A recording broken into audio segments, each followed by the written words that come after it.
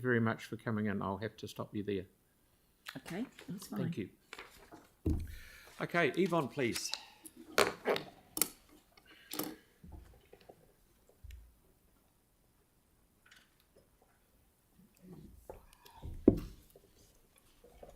Thanks, Aaron.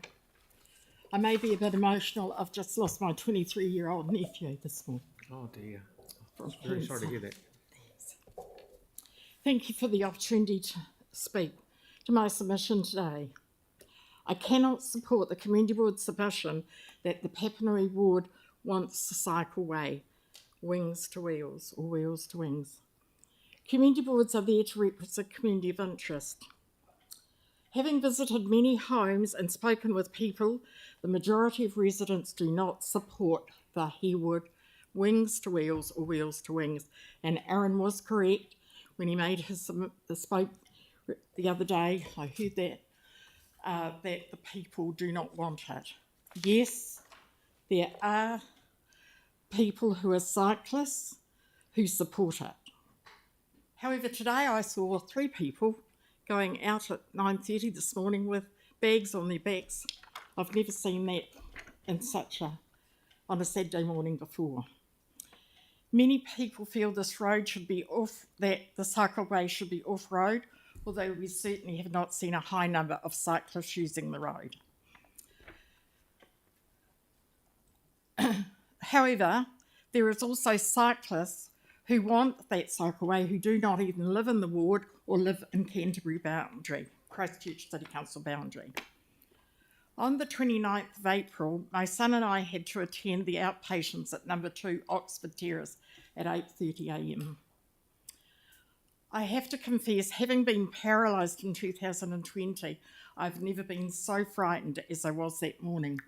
Crossing the bridge from the boat shed, the speed of cyclists, electric scooters plus a skateboarder, who at times you've never heard coming from behind you. They should not be allowed to ride on that bridge because there's people with wheelchairs, there's people in all forms of crutches, and I remember my very dear friend, the late Graham Condon, saying the wheelchairs are not as bad as people who are on crutches or struggling to walk with walkers. Mature people being hit by these people and breaks a hip, leg, etc. can cause a lot of stress, plus costs of surgery, etc. ACC did announce recently that a cost of crashes at 18 million in Canterbury by cyclists and scooters. That is huge. People don't realise that what goes into costing when there are crashes, and it's from the time the person has that crash to everyone that's picking them up, the police, fire, ambulance, also the surgeries and the ongoing surgeries. Having worked with ACC clients, I have a full understanding of the cost to taxpayer and the cost it brings to ratepayers. Harewood Road currently is having an investigation.